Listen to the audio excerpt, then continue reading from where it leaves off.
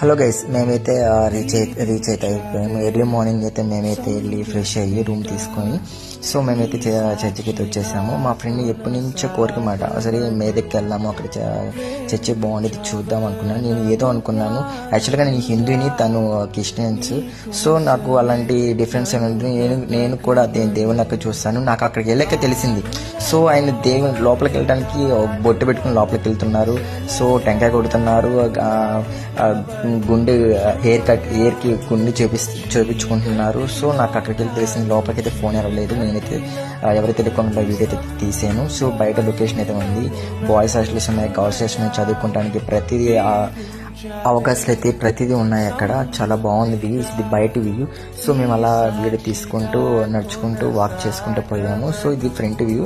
So మా వాడు నడుచుకుంటూ వస్తాను, ఒక వీడియో అయితే మీకు తీసేసాను. మామ ఇలాంటి వీడియోస్ కావాలంటే ఫాలో కొట్టు మామ, ఇలాంటి అప్డేట్స్ ఇస్తాను.